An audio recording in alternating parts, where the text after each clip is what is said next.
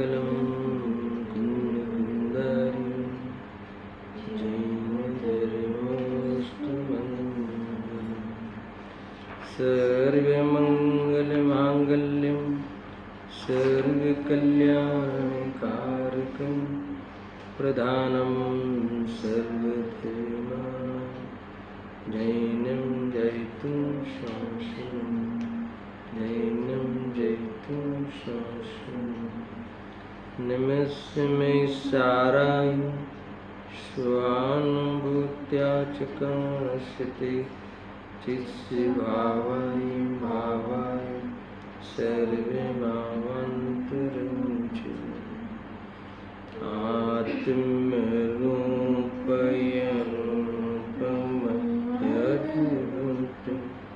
याहि लखे भवसिन्धुतरो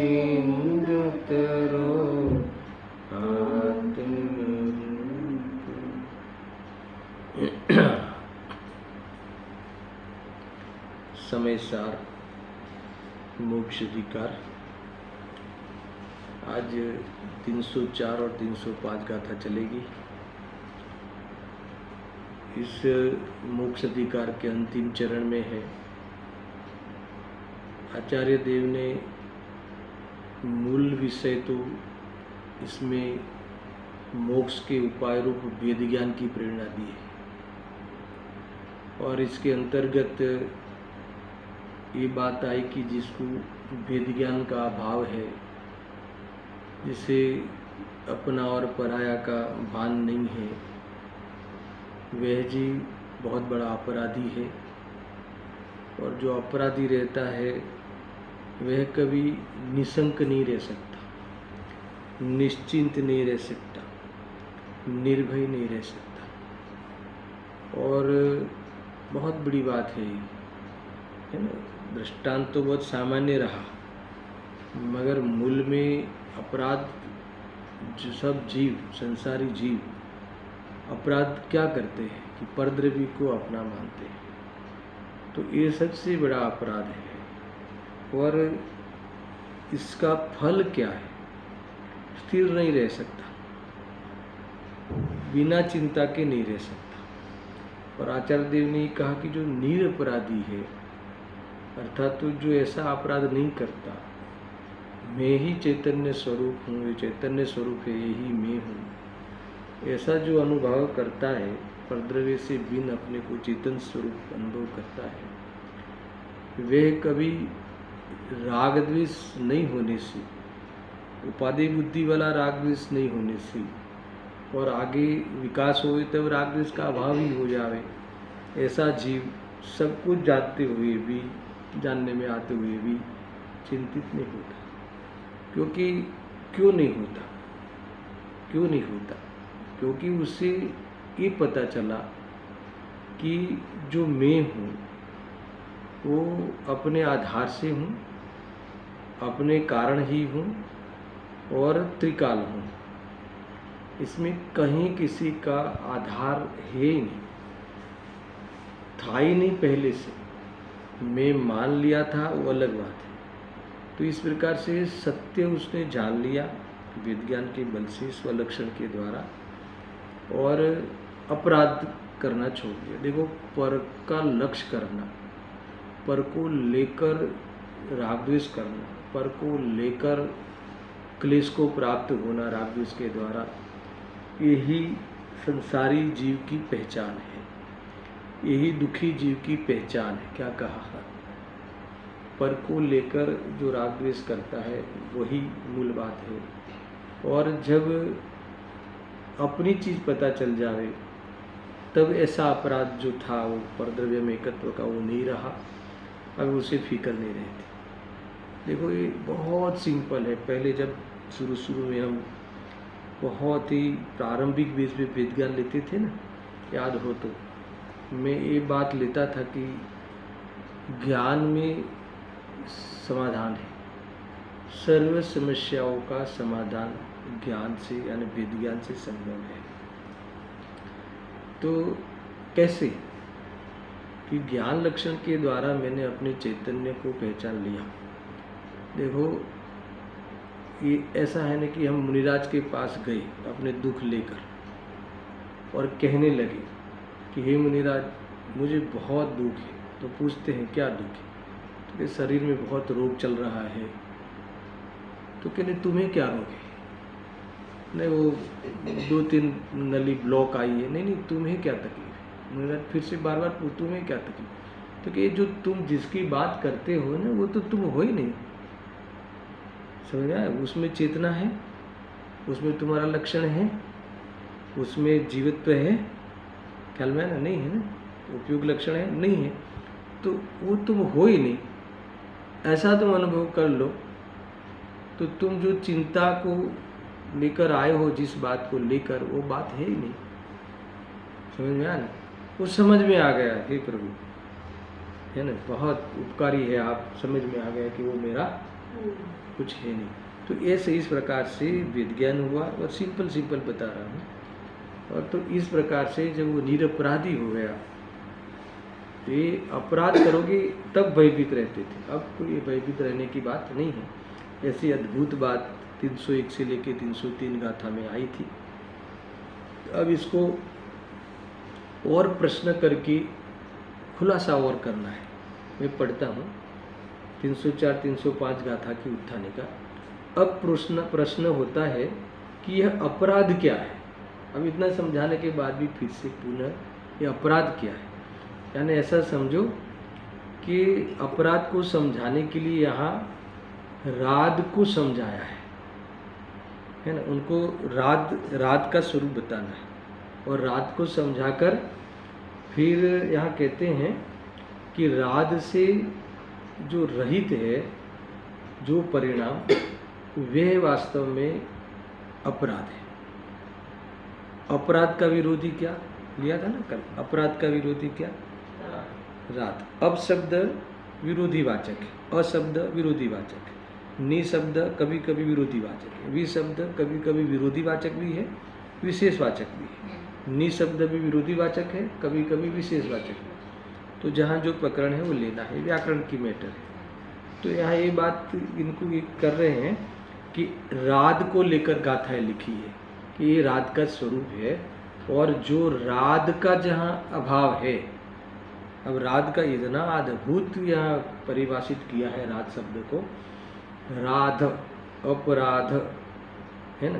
वैसे तो अपराध का यहाँ विरोधी शब्द निरपराध भी है, नी धातु है ना, तो अपराध के आगे नी लगा दो तो अपराध का विरोधी निरपराध, और अपराध का विरोधी राध, तो निरपराध और राध एक ही है। अपराध के दोनों विरोधी है ना, तो अपराध और निरपराध और राध एक ही है। अब राध की परिभाषा जब सुनोगे तो आपको आनंद आएगा कि क्या स्वरूप है राध। हमारे लिए नया शब्द है राध, राग नहीं, राध, अपराध, अप निकालो तो राध, नहीं राग नहीं, राग तो दोष है, ये राध तो निर्दोषता है, राध तो निरपराध बनना है, राध तो आत्मा की अनुभूति है, बताने वाले हैं। समझा? तो ये राध से विनष्ट जो है परिणाम, राध से रहित जो परिणाम है वह अपराध है। यानी जो आत्मा का अनुभव नहीं करता वो दुनिया में सबसे बड़ा दुष्ट है, दंडनीय है, वास्तव में उसी गुनहगार है। गजब की बात है। तुम अपना अनुभव नहीं करो, ये गुनहगार है, दूसरे को मिला के अपने साथ मिला के अनुभव करो, ये सबसे बड़े गुनहगार है। तो ये यहाँ बात आने वाली है। देखो मैं पढ़ता हूँ, हाँ ये है ना 551 नंबर। संसिद्धराद सिद्धम साधियमाराधिय च एयट्टम, ये जितने शब्द है ना, ये ससिद्धम, फिर जो और अन्य सिद्धम, फिर ये साधना, ये सारे एकार्थवाची बताएंगे, बराबर। संसिद्धम राध सिद्धम साधियमाराधिय च एयट्टम अवगधरादो जो खलूं, फिर से अवगधरादो जो खलूं चेदासो होदि अवराधो, जो पूर्ण निरावराधो चेदानि संकियो सो होई, आराहणायिणीचम वट्टेयहम तिजानन्तो। इसमें राध का के पर्यायवाची शब्द पहली गाथा में लिखा, फिर दूसरी गाथा में राध का स्वरूप बताया। अद्भुत है। फिर ये कहेंगे, टीकाकार ये कहेंगे कि ऐसे राध से जो रहित है वो अपराधी। वैसे ये पूरे गाथाओं का सार है। देखो, संसिद्धि सिद्धि जुराद अरु साधित आराधित एक। ख्याल है? संसिद्धि सिद्धि जुराद अरु साधित आराधित एक। चार शब्द है ना, संसिद्धि, सिद्धि, साधित, आराधित। ये सब राध की एकार्थवाची चार शब्द आएंगे, टीका में आएंगे, अर्थ में भी आएगा। ये राध से जो रहित है वो आत्मा अपराध है। देखो अर्थ में पढ़ो तो और खुलासा होगा। देखो, संसिद्धि, राध, सिद्ध, साधित और आराधित, ये सब एकार्थवाची शब्द है। अभी ये पता नहीं ये कौन सी डिक्शनरी होगी उस समय, है ना, इतने राध की सब एकार्थवाची है। बस फिर इतना ही कह दिया पहली गाथा में। तो ये राध के रहित जो हो, है ना, ये सब इसीलिए वो अपराधी है। ये ख्याल में आया? तो फिर ये राध क्या है वो अभी बताएंगे। वो जो राध से रहित है, वह राध जिसने विनष्ट कर दिया है, राध से नष्ट है, वो व्यक्ति अपराधी है। राध नहीं होने का नाम अपराध है सामान्य। वो राध का नाम क्या है और क्या नाम है, तो ये सब अर्थ दिए और शब्द दे के समझाने का प्रयास किया। फिर ये कहते हैं कि राध का भावासन तो कराओ, तो अब बताते हैं। जो अरु आत्मा जो निरपराधी होए है निशंक, वरते सदा आराधना से जानता में आत्म को। सिंपल है ना। इसमें निरपराधी निशंक होता है, वो फल बता दिया। और निरपराधी यानी जिससे राध रूप का परिणाम है। कौन सा है? राध क्या है? आराधना। राध का एक शब्द आराधना। तो आराधना क्या है? आराधना क्या है? आराधना में क्या करेंगे? आराधना करनी है ना, सब लोग पूछते हैं ना, कैसी चलती है आराधना। हमारे नन्हे लाल जी है ना, वो हमेशा जैसे फोन में पहले ही, भाई आराधना कैसी चल रही है, ऐसा पूछेंगे, आराधना कैसी चल रही है। ये इनका पेटेंट प्रश्न है। समझ में आया कि नहीं? अच्छा है।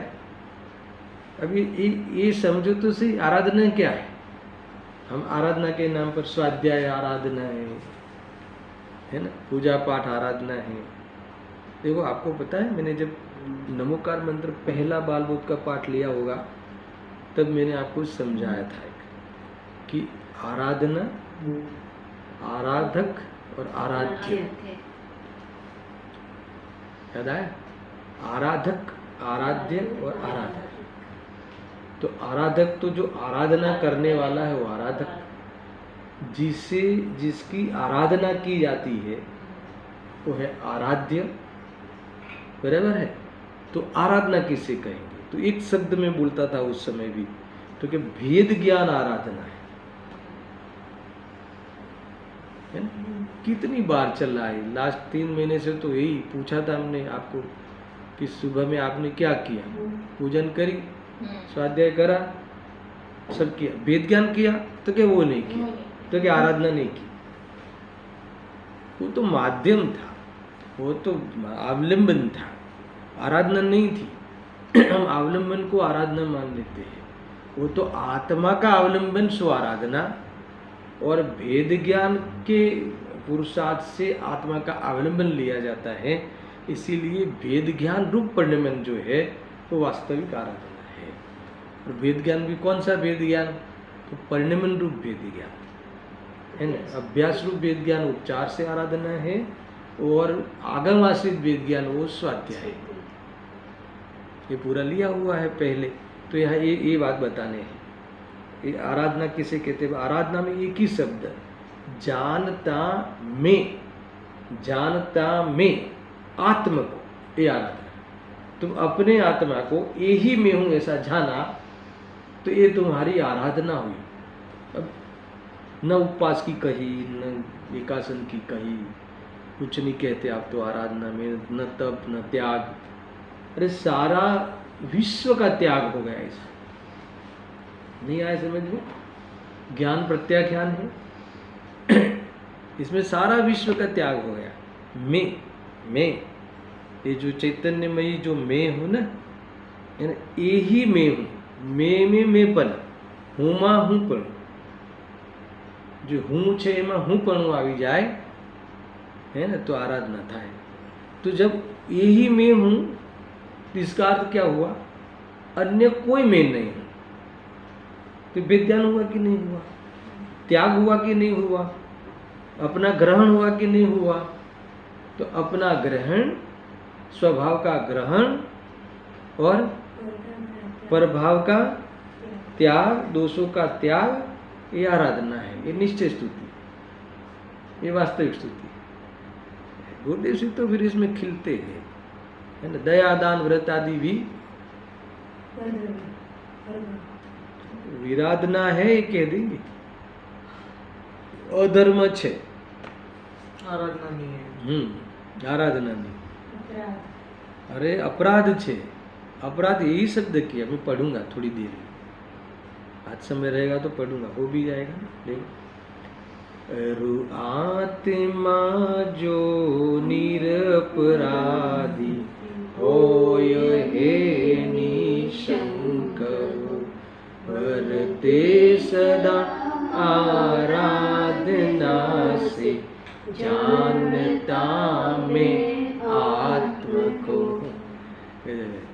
इतना ऐसा सुकून लगता है कथन, अगर वाच्य अगर तुम्हें भाववासित हो तो सुकून लगे। जो आत्म में, अजानता में आत्म, जो मैं को आत्मा जानता है, मैं को मैं स्वरूप जानता है, मैं को यही मैं हूँ ऐसा जानता है, मानता है, अनुभव करता है ना। आश्रय लिया, समझ में आया ना, वो ऐसा सत्य को ग्रहण किया, ये हो गई वास्तव में निश्चय आराधना। अब इसके लिए जो जो किया जाता है उसको लोक में आराधना कहते हैं। इसके लिए स्वाध्याय करना, इसके लिए पढ़ना, उसे उपचार से आराधना कहते हैं, है ना। उपचार से आराधना ने वास्तविक आराधना नहीं। देखो, जैसे जब हम पढ़ाई करते थे ना, तो जब पढ़ाई करते ना, वास्तव में जो पढ़ते हैं, पढ़ना ही वास्तविक पढ़ने में पढ़ना ही होता है, समझ में आया ना। और फिर पढ़ने के लिए जो भी किया जाए उसे भी पढ़ना कहते हैं उपचार से। मान लो कि तुमने 2 घंटा पढ़ा, तो वही हुआ, पढ़ने में तो पढ़ना ही हुआ, बराबर। वही सच्चा तो पढ़ना वही हुआ ना। अब उसके लिए जो तुम करते हो, सर के घर जाते हो, समझ में आया ना, और पढ़ने के लिए फ्रेश होते हो, पढ़ने के लिए 10 मिनट सो जाते हो, तो वो सब भी पढ़ने के लिए किया गया हुआ उपचार है, समझ में आया ना। तो ये ऐसा ही है। अगर वास्तव में पढ़ना, तो जो पढ़ा वही पढ़ना है, ख्याल में आया ना। बाकी कौन सी पढ़ाई। अब सो गए 1 घंटा सो जाएंगे, फिर 2.5-3 घंटा आराम से पढ़ पाएंगे, फ्रेश हो जाएंगे। तो वो सो जाना भी वो पढ़ने में शामिल हो जाता है, होता कि नहीं होता। अरे खेलना भी पढ़ने में शामिल हो जाता है। थोड़ा खेलने दो, फिर मूड से पढ़ेगा। बच्चे को करते नहीं, उदाहरण दे रहा हूँ मैं। तो इसीलिए पूजा पाठ आदि को उपचार से, बाकी कोई आराधना वाराधना नहीं है। वो तो अपराध के भाव में जाएगा। अगर उसको तुम स्वरूप मान के करोगे तो मिथ्यात्व है। इतना बड़ा दोष होता है, ऐसा गजब की बात है। देखो, अब मैं पढ़ता हूँ, थोड़ा अगाधार्थ पढ़ते हैं। संसिद्धि, राध, सिद्ध, साधित और आराधित। संसिद्धि यानी क्या? संसिद्धि अर्थ दिया है, टीका में पढ़ूंगा मैं। संसिद्धि यानी अपनी सिद्धि करना, स्वयं की सिद्धि करना। और बाद में लिखा राध, राध का नीचे दिए कितने अर्थ दिए राध का, ये सब एकार्थवाची है। आराधना, प्रसन्नता, कृपा, सिद्धि, पूर्णता, सिद्ध करना, पूर्ण करना। किसको पूर्ण करना, किस प्रसन्नता? अब प्रसन्नता बहुत बड़ा अद्भुत शब्द है। देखो अपराध भाव जो करते हैं ना, मोह राग द्वेष आदि अपराध भाव, उसमें कभी प्रसन्नता नहीं होती है ना, ये यहाँ कह रहे हैं। तो ये मोह राग आदि से जो युक्त जीव है वो कभी प्रसन्न नहीं रह सकता, इसलिए वो अपराध भाव है। और राध जो प्रसन्न रहे, कौन? जिसे अपनी सिद्धि हो जाए, जो स्वयं को पा ले, वो हमेशा प्रसन्न रहता है। क्यों? क्योंकि उसे राग द्वेष नहीं होता। राग द्वेष रहित ही प्रसन्नता संभव है। नहीं, कभी कभी प्रसन्न हो जाते हैं। चलो आप ऐसा कह सकते हो कि चलो भोग आदि की प्रसन्नता हम इस फील्ड में नहीं लेते, पर कभी भगवान को देख के प्रसन्नता आ जाती है, रोमांच उठता है, अपनी आत्मा की बात पढ़ के सुन के और सिद्धांत को सुन के रोमांच उठता है, तो वो प्रसन्नता तो औपचारिकता है, वो प्रसन्नता वास्तविक नहीं है। समझ में आया ना? राग द्वेष रहित हो जाए वही प्रसन्नता है। प्रसन्न रहना यानी चित्त निर्मल रहना, प्रसन्न रहना यानी चित्त आनंद में रहना, निराकुलता में रहना। तो ये है, तो ये राध का ये फल है। राध का अर्थ है कि संसिद्धि, अपने द्वारा अपनी सिद्धि करना, अपनी प्राप्ति होना, अपनी उपलब्धि होना। ये क्या है? संसिद्धि। यही राध है। जब अपनी उपलब्धि होती है, अपना परिचय हो जाता है, मुझे मैं मिल जाता हूँ, मुझे मैं मिल जाऊँ, मैं खो गया था कि नष्ट हो गया था, खो गया था, अरे भूल गया था, मैं खो भी नहीं गया था, भूल गया था, है ना? मैं मुझे मिल जाता हूँ, ये कह रहे कि ये सब क्या है? आराधना है, राध है। ऐसा देखो आगे लिखा है सिद्ध। सिद्ध यानी प्रूव करना, अपने आप को प्रूव करना, अपने आप को प्रकट करना। ये फिर साधित, साधना, आराधित करना, आराधना करना। आराधना करना यानी अपनी स्तुति करना, अपना सेवन करना, अपने संपर्क में रहना। गजब की बात है, अपने सन्मुख रहना। समझ में? इतने भावभाषण कराने का प्रयास कर रहा हूँ। तो इस प्रकार से ये सब एकार्थवाची शब्द है। यहाँ तो शब्द का परिचय करा है। जो आत्मा अवगत रात, अवगत शब्द ये भी विरोधी हो जाएगा। क्या कहते हैं? जो आत्मा अवगत रात यानी जिसका रात बीत जाए, अवगत हो जाए, नष्ट हो जाए। राध अपगत राध का अर्थ क्या लिया?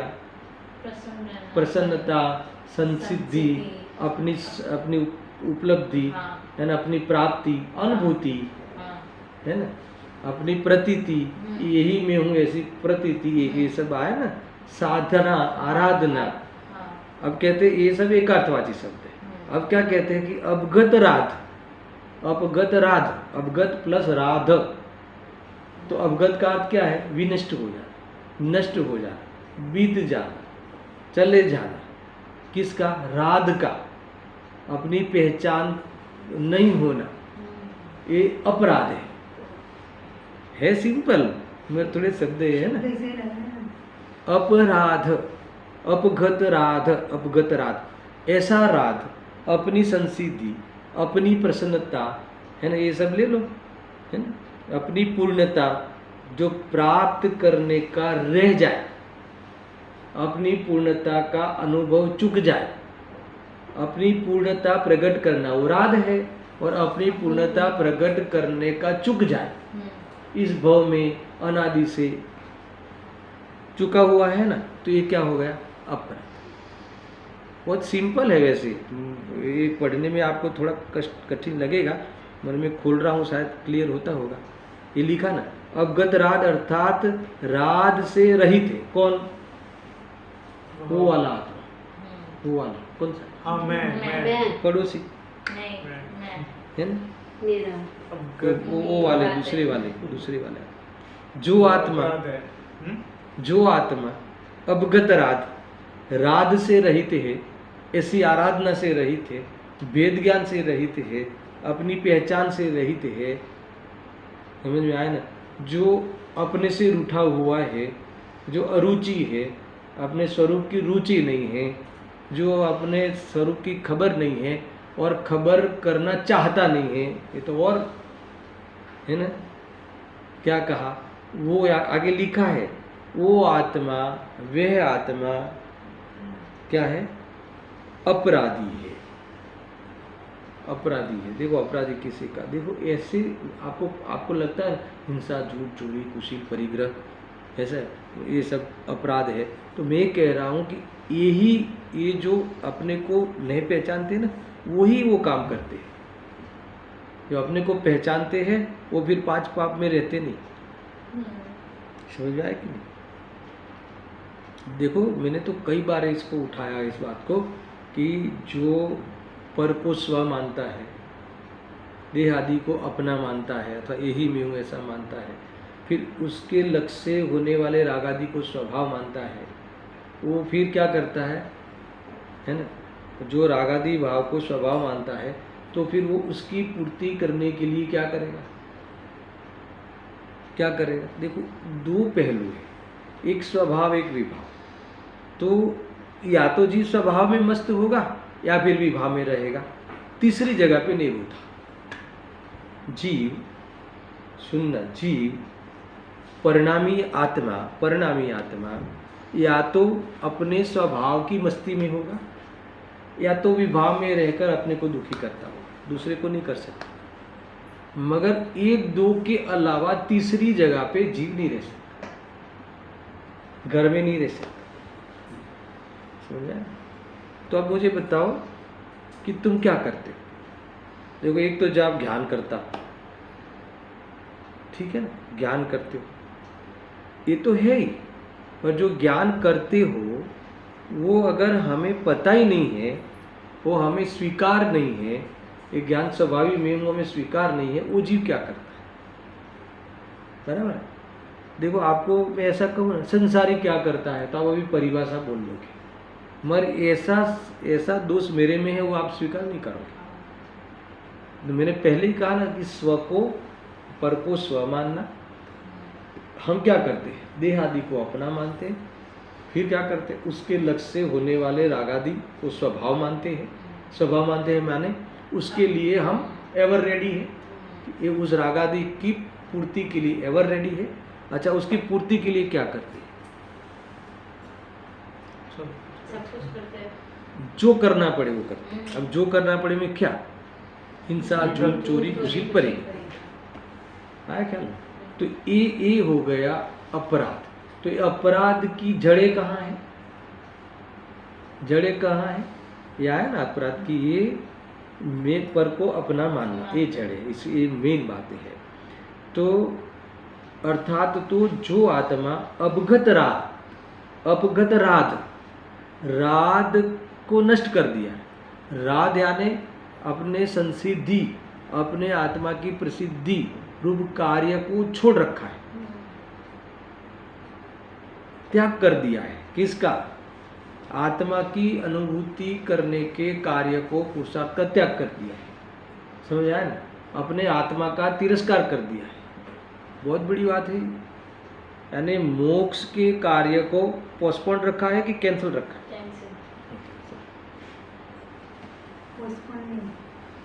कैंसिल रखा है। समझ आया? तो ये आत्मा अपना दुश्मन है। अपराधी यानी कौन? अपना दुश्मन जो है वो सबसे बड़ा अपराधी। तुम्हारा दुश्मन कौन? स्वयं। समझा ना? क्योंकि तुम स्वयं अपने को भूल कर एक काम करते हो। देखो शायद मुझे ऐसा लगता है कि इसमें बारंबार इसको खोल रहा हूँ ना, इस मैटर को, तो आपको थोड़ा सा ख्याल आता जाएगा कि दोषित में ही हूँ। इससे ये होता है कि दोष अभाव करने के लिए मेरे लिए सरल है। समझा? ऐसा है। अगर हम मुझे कोई और दुखी करता तो मेरे दुख दूर होने का अवकाश नहीं रहता। पर मैं स्वयं अपने को दुखी करता हूँ तो मैं स्वयं अपने को दुख दूर करने का उपाय कर सकता हूँ। ऐसा है।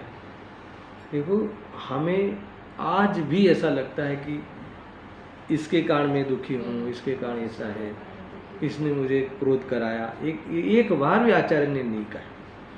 तुम जब अपगत रात, अपनी संसिद्धि, रात यानी अपनी संसिद्धि, अपनी आराधना, अपनी साधना जैसा कार्य को तुम छोड़ रखा है, ऐसे कार्य को तुमने तिलांजलि दे दी है, यानी वेद ज्ञान करने का तुमने मौकूफ रखा है। ज्ञान तो बहुत करते हैं पर वेद ज्ञान नहीं करते। समझ में आया? लुक्खी पंडिताई करते हैं।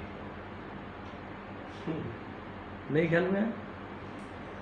पंडिताई, पंडित तो बहुत बड़ी बात है, पर लुक्खी पंडिताई यानी दिखाने वाली पंडित ये है। ये सारे फालतू काम है। आके मैंने लेक्चर दे दिया, बहुत बढ़िया बढ़िया कह दिया, संतुष्ट होकर चला गया, तो मेरे जैसा दुष्ट कोई नहीं, ऐसा कह रहे। ये कह रहे क्योंकि संतुष्ट में कहाँ हुआ? राग में। इसका अर्थ हुआ कि मैंने अपगत राध जैसा महान कार्य, आराधना वेद ज्ञान का कार्य मैंने छोड़ दिया। तुम अपने लिए कभी दया करते ही नहीं, तुम्हें अपने पे करुणा ही नहीं।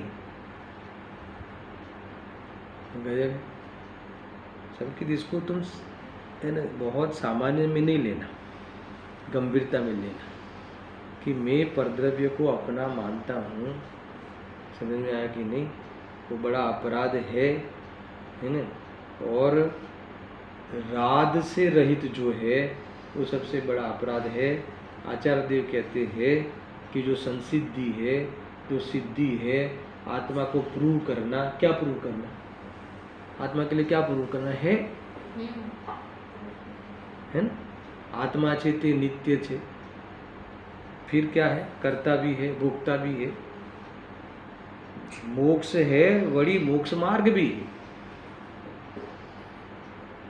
सब कुछ है। मगर इस संबंधी कोई जानता ही नहीं। आत्मा छे खबर नहीं, आत्मा छे खबर छे क्या छे? आत्मा छे खबर छे? हाँ, पढ़ गई પણ શું છે? बोलो। ज्ञान की आत्मा है वो खबर है? छे ये खबर है? तुम हो वो पता है? कौन हो तुम? ये भूल है। तो यही पता नहीं है, ये अपराध है। और ये पता चल जाना, प्रतीत में आते हुए पता चल जाना है ना, वास्तव में अपनाते हुए पहचान हो जाना, अपनाने रूप से पहचान हो जाना, वास्तव में अपने को पहचानना, यही निरपराध है। ये यहाँ कहा, तो दूसरी गाथा भी कह रहा हूँ। और जो आत्मा निरपराध है वह निशंक होता है। बराबर? यानी अपने को नहीं पहचानना ये अपराध है, और अपने को पहचानना वो राध है, वो आराधना है, वो प्रार्थना है, वो साधना है, वो पूजा है, अपनी स्तुति है, अपना सेवन है, ऐसा समझना। तो जो आगे की गाथा में कहा, ऐसे राध को जिसने छोड़ दिया है वो अपराध है। बराबर है? अब फिर से निरपराध वाली जो गाथा जो दूसरी लिखी है मैं पढ़ता हूँ। जो आत्मा, और जो आत्मा, देखो आत्मा के लिए संस्कृत में शब्द क्या लिखा है? यह चेतयिता। कितना बढ़िया शब्द है, यह चेतयिता, यानी ये चेतने वाला, ये जो चेतता है वो, ये जो जानता देखता है वो, ऐसा वो आत्मा निरपराध है और जो आत्मा निरपराध है, जो चेतन निरपराध है, वे निशंक होता है, वो मजे में होता है। यानी कुल मिला के तुमने अपनी पहचान कर ली तो समझ लो कि तुम्हारा दोष होना असंभव है ना।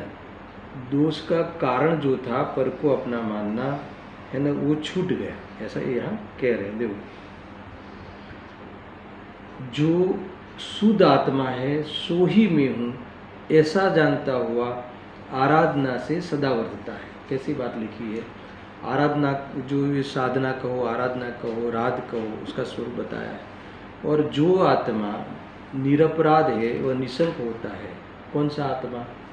निरपराध। तो निरपराधपना क्या है? जो शुद्ध आत्मा है सो ही मैं हूँ, यानी जो चेतन स्वरूप है यही मैं हूँ, ऐसा जो जानता है, ऐसा जानता हुआ आराधना से सदा वर्तता है। इसीलिए वो कभी पर में दावा ही नहीं करता, पर में अधिकार ही नहीं जताता, है ना। जब मुझे मेरा संपूर्ण अधिकार वाली चीज़ मिल गई, संपूर्ण अधिकार तो मैंने प्रकट कर लिया अपने आप में, तो मैं परद्रव्य में अधिकार क्यों मानूंगा? तो इस प्रकार से ज्ञानी धर्मात्मा कहो, साधक जीव कहो, आराधक जीव कहो, सम्यक ज्ञानी जीव कहो, वो क्या करते हैं? वो वास्तव में कहाँ वर्तते हैं, कैसा वर्तते हैं, कैसा जीवन है, क्या पुरुषार्थ है ना। ये निरपराधपना क्या है? ये जो शुद्ध आत्मा है सो ही में, है ना। तो ऐसा जानता हुआ जगत में निशंक होता हुआ वर्तता है, निर्भय होता हुआ, निर्वांछक होता हुआ, है ना। इस प्रकार से रहता है। कभी दुनिया के सामने उसको देखना ही नहीं है। थोड़ी देर पहले कहा भी था ना कि देखो, ये परद्रव्य में जब तक लक्ष्य करोगे वह व्यक्ति जीवन भर डिप्रेशन में रहेगा, है ना। वो उसे झगड़े के अलावा और कोई उसके जीवन में कोई चीज़ होती नहीं, क्लेश को ही प्राप्त होगा। पूरे दिन भर अकेला घर में बैठा हो तो भी उसका क्या हुआ होगा, वो क्या करता होगा, उसने ऐसा किया होगा, नहीं किया होगा, मैं ये कह दूंगा, वो भी कह दूंगा। तो ये सब क्यों है? ये डिप्रेशन है, ये जीव परेशानी लेके बैठ रहा है।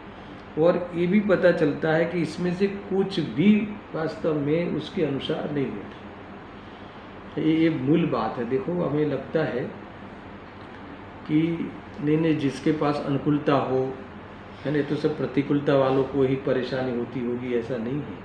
अनुकूलता हो ना, वो भी इसी प्रकार से मैंने कमाया, है ना। मैं देखो, अनुकूलता बहुत हो जिनकी बाहर में, तो किस प्रकार से चिंता रहता है उसको, किस आपको लगे कि उसको किस बात की चिंता, तो कहता ना मैंने इतना कमाया, है ना। तो ये मैंने इतना कमाया, ये मान्यता में उसने अपना जीवन लगा दिया। मैंने कमाया, अपने बच्चों को यही कहता है कि तुमने क्या किया, आज तक हमने जो किया वो तुमने आज तक किया ही नहीं। तो ये मैंने किया, नहीं किया, उसमें उसने जीवन लगाया, है ना। मैंने इकट्ठा किया, इकट्ठा तो बहुत किया है, मगर फिर मेरे जाने के बाद ये बच्चे संभाल पाएंगे कि नहीं पाएंगे, है ना। जो इकट्ठा नहीं किया वो भी चिंता में है, और जो इकट्ठा किया है वो भी चिंता में है। तो पहले तो मैंने इकट्ठा किया ऐसा मानना ही गलत है ना। मैंने इकट्ठा किया ऐसी मान्यता में उसने सारा जीवन लगा दिया, मैंने इकट्ठा किया, मैंने इकट्ठा किया, मैंने किया, है ना। फिर इसको लेकर चिंता, अब क्या मैं चला जाऊंगा, इसके बाद बच्चे संभाले कि नहीं संभालेंगे, है ना। तो ये बिना चिंता के रह नहीं पाता। परद्रव्य का लक्ष्य करे वो अपराध है। और जिससे पता चला कि भी मैं तो ज्ञाता दृष्टा हूँ, चेतिता हूँ, चेतने वाला हूँ, मैं तो चेतक हूँ, चेतता हूँ, जानता देखता हूँ, जानने देखने में, है ना, मेरा सर्वस्व है, जानने देखने में ही मेरी पहचान है, जानने देखने तक ही मेरी मर्यादा है, वहाँ तक मेरी हद है, और मेरे जानने देखने में ही मैं अपने आप में पाया हूँ मैंने। ऐसा जो अनुभव कर ले, यही स्वरूप है, ऐसा अनुभव कर ले तो वह जीव कभी भी दुखी नहीं हो सकता। उसे कोई भी उदय, किसी भी पदार्थ की कोई भी प्रकार का परिणमन उसे हेडेक नहीं करा सकता, उसे डिप्रेशन लाने में कारण नहीं बन सकता, है ना, ये बहुत बड़ी बात है, ऐसी यहाँ खास बात आई है। तो इस प्रकार से ये 2 गाथाओं का गाथार्थ समाप्त हुआ, बराबर है। फिर टीका थोड़ी पढ़ता हूँ, जितना अपने पास टाइम है, 5-7 मिनट, बराबर। परद्रव्य के परिहार से शुद्ध आत्मा की सिद्धि अथवा साधना सो राध है। राध की परिभाषा आचार्य अमृतचंद्र देव ने टीका में क्या की? परद्रव्य के परिहार से शुद्ध आत्मा की सिद्धि, दोनों अस्ति नास्ति बात आ गई, है ना, वह राध है। सिद्धि की ना, सिद्धि है अथवा वह राध है, वह आराधना है, वह वास्तव में साधना है, वह जीवन है, वो कर्तव्य है। ज्ञानी को ये करना चाहिए। क्या करना चाहिए? परद्रव्य का परिहार, इस मतलब क्या? परद्रव्य का त्याग। परद्रव्य का त्याग हो सकता है? हो सकता है? दृष्टि में त्याग हुई, परद्रव्य का तो ग्रहण त्याग होता ही नहीं, तो यहाँ से ऐसा क्यों लिखा? है ही नहीं जब परद्रव्य का तो ग्रहण ही नहीं होता, तो हाँ, त्याग कैसे तो होगा? वही तो यहाँ क्यों लिखा? परद्रव्य के परिहार। दृष्टि में, हाँ, तो परद्रव्य को अपना मानना, इसका नाम ग्रहण करना है। परद्रव्य को तो कुछ लिया, मैंने ले लिया, ऐसा नहीं। मेरा मानना ग्रहण करना है और मेरा मानना छोड़ देना, वो त्याग है ना। और वो त्याग कैसे होगा? तू मेरा नहीं है, ऐसा नहीं। मैं चैतन्य स्वरूप हूँ, तुम ऐसा अनुभव करो, तब उसका नाम है कि तुमने पर का त्याग किया। ये लिखा है, देखो। और शुद्धात्मा की सिद्धि, शुद्धात्मा की सिद्धि यानी सिद्धि का अर्थ क्या है? देखो, एक बार कहा ना कि भी सिद्धि का अर्थ प्रूव करना, तो ये तो प्रूव करना तो ज्ञान में है, और खरेखर तो प्रूव करके यही मैं हूँ ऐसी प्रसिद्धि करना, ऐसी प्रतीति करना, ऐसा प्रकट करना, तब जाके वो साधना होगी। अब ये इसमें क्या लिखना है? जो आत्मा अवगत राध अर्थात राध रहित हो, राध रहित यानी ऐसी साधना से रहित हो, वो आत्मा अपराध है, अथवा वो आत्मा अपराधी है। वो भाव अपराध भाव है, और ऐसा अपराध भाव को जो प्राप्त है वो अपराधी है। ठीक है, ऐसा। अथवा दूसरा समास विग्रह इस प्रकार है, जो भाव राध रहित हो वह भाव अपराध है, और उस अपराध युक्त जो आत्मा वर्तता हो वह आत्मा सा अपराध है अथवा अपराधी है। ये व्याकरण की बात यह है, समास विग्रह। उस भाव को अपराध कहते हैं, और उस भाव के सहित जो है वो स अपराध अथवा अपराधी कहते हैं। इतनी बात करनी है ना। देखो आगे, परद्रव्य की ग्रहण के सद्भाव द्वारा शुद्ध आत्मा की सिद्धि के अभाव के कारण उस आत्मा को बंध की शंका होती है। ये बहुत बड़ी बात है भाई, यही है परेशानी। क्या? परद्रव्य के ग्रहण के सद्भाव द्वारा शुद्ध आत्मा की सिद्धि के अभाव के कारण उस आत्मा को बंध की शंका होती है। शंका होती है यानी क्या? शंका यानी कई रूप में शंका को ले सकते हैं, है ना। अब हमारा क्या होगा? परद्रव्य का आश्रय लेता है, यानी अपने आत्मा की अनुभूति का अभाव होने के कारण और परद्रव्य के लक्ष्य का सद्भाव होने के कारण हमेशा ये मेरा मानेगा कि नहीं माना, मेरा बन के रहेगा कि नहीं रहेगा, मेरे सहयोग में बना रहेगा कि नहीं रहेगा, मेरे अनुसार चलेगा कि नहीं चलेगा, समझ में आया कि नहीं। ये पूरे दिन भर चिंता चिंता चिंता रहती है, तो इसका नाम है वो हमेशा शंकित रहता है, हमेशा भयभीत रहता है, ये यहाँ कह रहे हैं। इसीलिए वह स्वयं अशुद्ध होने से, अशुद्ध होने से यानी वह स्वयं राग द्वेष रहित सहित होने से, वह वास्तव में विकारी होने से अनाराधक ही है, यानी विराधक ही है, आराधक नहीं है, वो विराधना करता है। और जो आत्मा निरपराध है उसे समग्र परद्रव्य के परिहार से शुद्ध आत्मा की सिद्धि के सद्भाव का कारण बंध की शंका नहीं होती। वैसे बहुत चला हुआ है, इसलिए इजी है, मैं फिर से पढ़ के आपको समझाता हूँ। और जो आत्मा निरापराध है, निरपराध यानी कौन है ना, अपराध के रहित कौन हो सकता है? सुनो, उसे समग्र परद्रव्य के परिहार से यानी परमाणु मात्र की भी उसे गरज नहीं रहती, परमाणु मात्र की अधीनता नहीं रहती, उसमें वो स्वतंत्रता मानता है, स्वाधीनता मानता है। तो शुद्धात्मा की सिद्धि, यही शुद्धात्मा की सिद्धि है। कोई कहे शुद्धात्मा मैं शुद्ध हूँ, मैं शुद्ध हूँ, मैं बुद्ध हूँ, ऐसा नहीं। यानी कोई द्रव्य के साथ मेल नहीं मानना, किसी द्रव्य में मिला के अनुभव में नहीं आना, किसी द्रव्य के साथ आधार आधे की कल्पना नहीं होना, वो है वास्तव में शुद्ध आत्मा की उपलब्धि। उसी ने शुद्ध आत्मा का अनुभव किया। ऐसा तो शुद्ध आत्मा की सिद्धि के सद्भाव के कारण बद्ध की शंका नहीं होती। अब जब वो कोई कहे, तुम कहे कि नीचे है ना एक लेंसर गाड़ी खड़ी है, वो कोई चोर लेके जा रहा था, तो तुम्हें कितनी चिंता होगी? क्यों नहीं होगी? मेरी तो ऐसी कोई गाड़ी नहीं है। समझ में आया कि नहीं? अब कोई कहे कि तुम्हारा ये लेबोरेटरी में टेस्ट में कोरोना डिटेक्ट हुआ है ना? तो क्या हुआ? ये भी गाड़ी मेरी नहीं है, समझा ना? ये गाड़ी भी मेरी नहीं है। गैरेज में डालो कि नहीं डालो, रिपेयर कराओ कि नहीं कराओ, आया क्या नहीं? तो ऐसा हो भी किस बात की? वो भी मेरा, किसकी बात करते हो? वो तो मेरे चैतन्य स्वरूप है ना। मेरे में तो जानना होता है, रोग का रोग नहीं होता, ये बातें हैं। इसलिए शंका नहीं होती, निशंक होता है। इसीलिए उपयोग ही जिसका एक लक्षण है, ऐसा एक शुद्ध आत्मा ही मैं हूँ, इस प्रकार निश्चय करता हुआ शुद्ध आत्मा की सिद्धि जिसका लक्षण है, ऐसी आराधना पूर्वक सदा वर्तता है, इसीलिए वह आराधक ही है। देखो, ये आराधना भेद ज्ञान रूप, जो परिणमन रूप भेद ज्ञान है, वही आराधना है। और ऐसी आराधना के सहित है वो आराधक जीव है, बाकी निरंतर विराधक है, अपनी विराधना करता है। इसीलिए इसमें ये बात को विशेष खोली है। कल मैं भावार्थ भी पढ़ूंगा, और इसमें तात्पर्य वृत्ति हिंदी जो है ना, तो दोनों गाथा की अलग अलग लिखी है। इसके बाद और इन्होंने 2 गाथाएं और शामिल की है, तो कल सब सारी चर्चा विशेष होगी। सहजानंदी शुद्ध स्वरूपी अविनाशी आत्मस्वरूप, सहजानंदी